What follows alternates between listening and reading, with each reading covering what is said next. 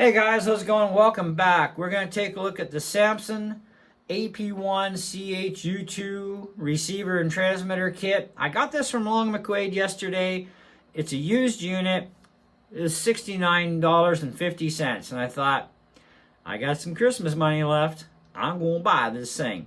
I have a Line 6 system that I keep hooked into my studio gear. I was going to use it between here and the church, but then I thought, well, I still got, this thing is still working since I fixed it. I've been using that, but then I thought, I've dropped them a few more times. They're still working, though, amazingly enough. But I want something a little bit more better, a little bit more professional level. And this kind of, even though it's not what I would consider pro stuff, it's actually pretty darn good. Now, it does have your main level, of course, which will work with passive pickups in the first main area.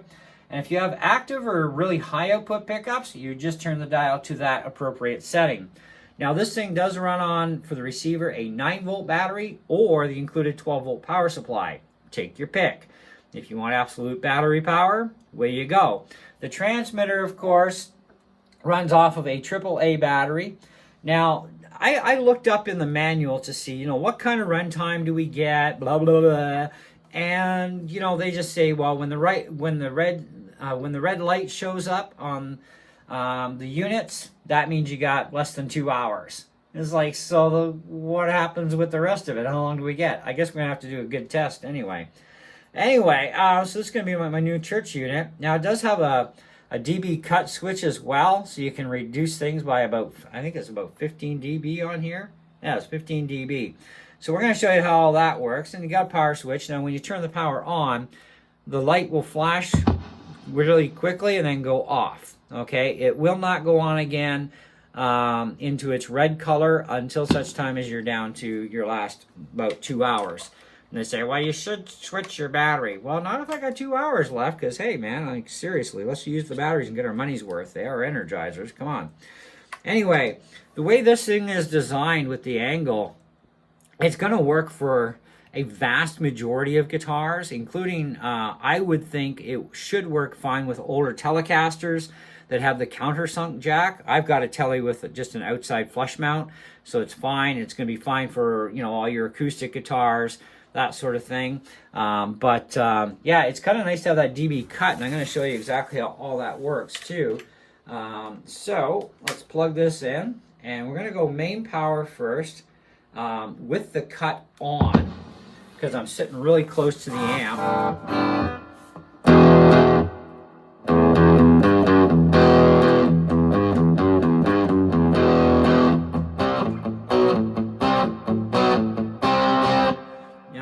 To move back, and I'm going to turn that cut switch off.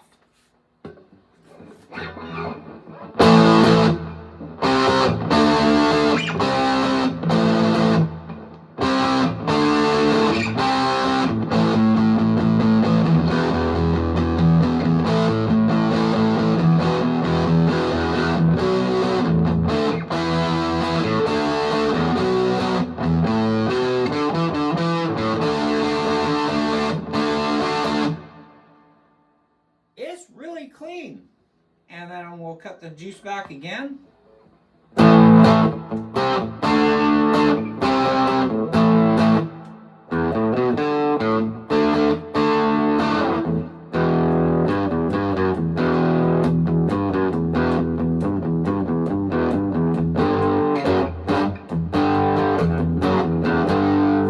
So by using the cut, I can sit closer, turn things up a little more.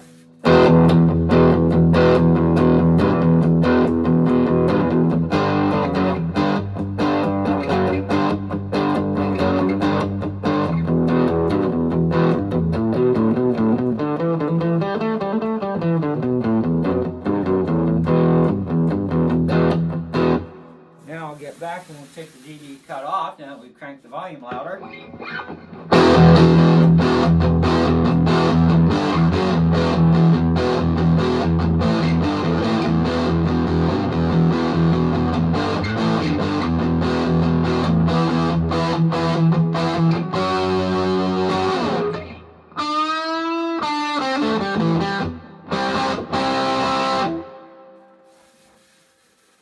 too shabby. Nice and clean. I like it.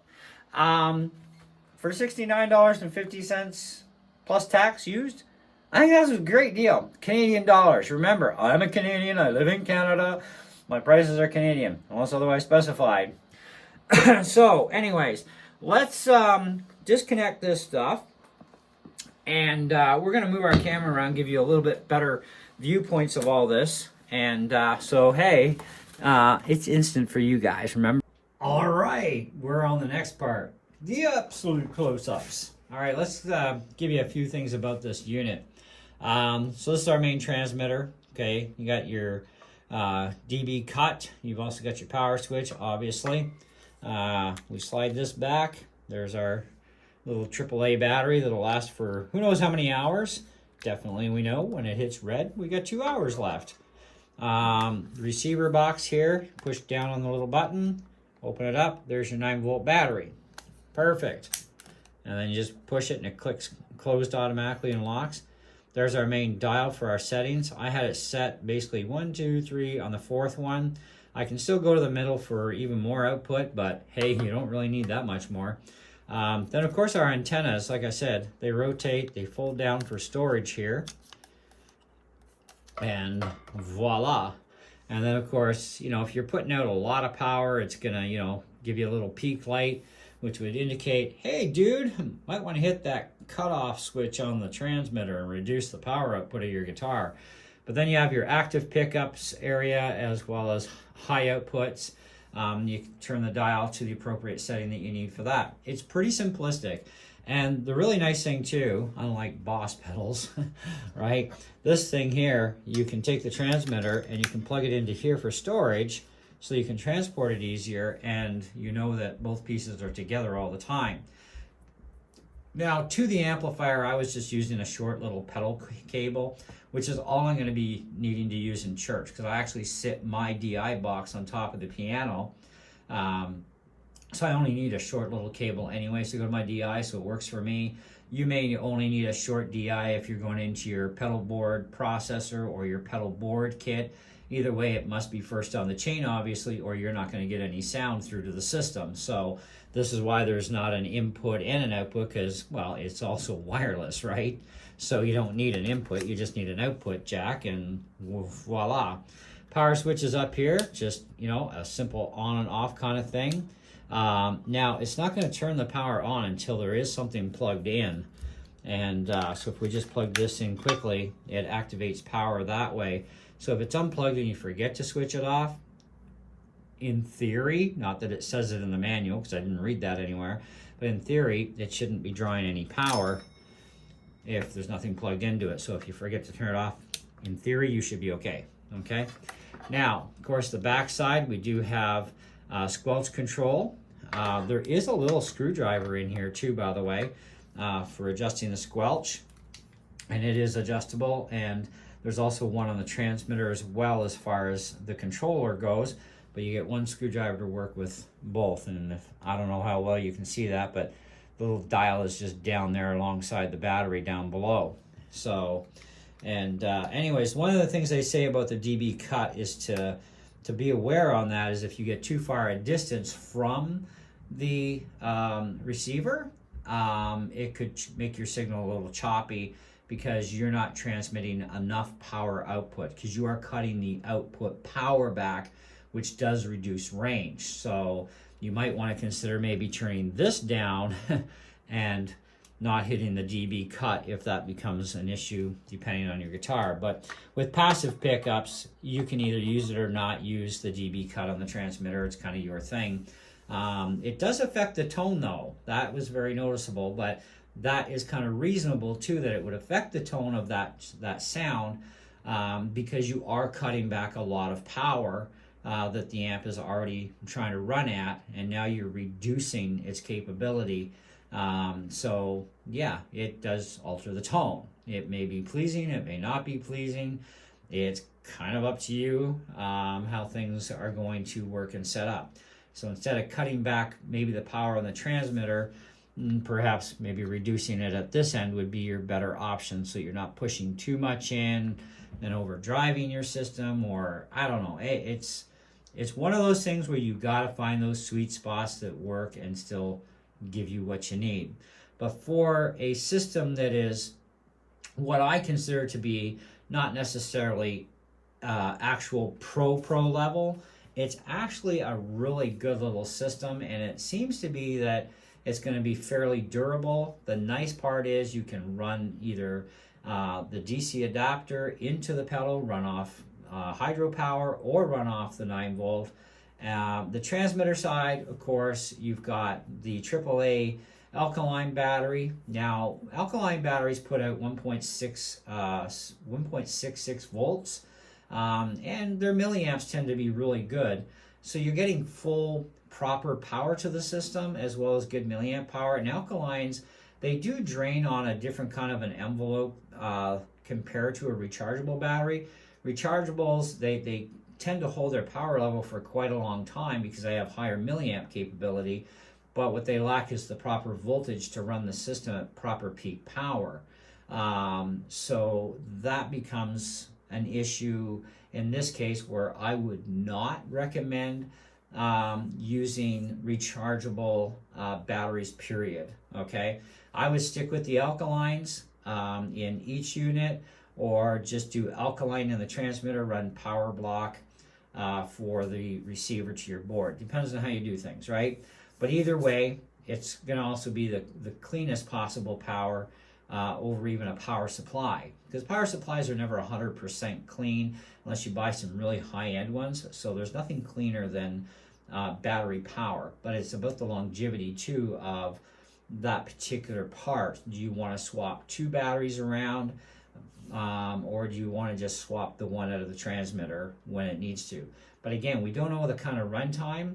I'm assuming we're probably looking at 4 to 5 hours of runtime without any issues, only because they do say that when the red lights do kick in, you have just under 2 hours left. So it's going to get some decent runtime either way. I'm going to do a lot of testing with this. We'll come back with a final update review at that point. The only power I've used out of these 2 batteries right now is just this couple of minutes of testing. That was it. I did test it at the store. They supplied me a battery, which I took out of the transmitter, and we ran just the power brick to the wall, and it was still just as clean. I had no issues with noise or anything from the power supply that comes with it. So it is actually a very, very clean power supply, and it's 12 volt to the receiver. But it does run on less, obviously, because of the 9-volt, right? But anyway, I'll let you know. The range should be around 30 meters, which is going to be, pretty close to 100 feet, which should be more than enough for most. But I would say this would be a great little unit for, in your own home studio, bedroom musicians, playing in church, not a problem, coffee shops. Probably not recommended for the touring musician, where you need something that is like super massive durable, super massive reliable, can take a real hell of a beating. So not for a touring musician, definitely. So as long as you're not a touring musician, I think you're good to go. And the UHF, at least you're guaranteed no Wi-Fi signals are going to screw with you, which is another big benefit too, right? I've had a lot of issues with Wi-Fi stuff, which is another reason why I got rid of my Boss system, although I loved it, because everybody has gone to Bell fiber optics in the country out here. Now that we have fiber optics finally, it's created too much of that Wi-Fi signal around our area, and is not only screwing with me at home, which it has anyways, so I only used it at the church, but now it's screwing with me at the church because everybody in the main town of Powassan is on freaking fiber optics, and it's like, that's too swampy, and it's hard to find a clean channel on that system, and I only get 14 of them.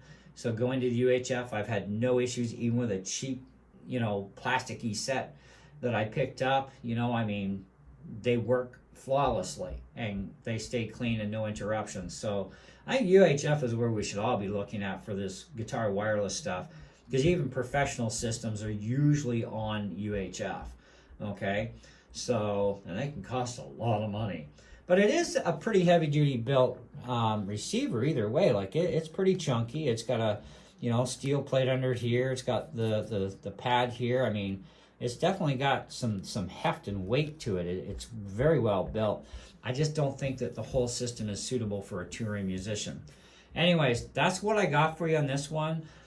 It'll be a while. I'll find out what kind of usage I get on batteries. Then we'll get back to you and let you know what kind of life you can expect for runtime. But otherwise, yeah, it's clean.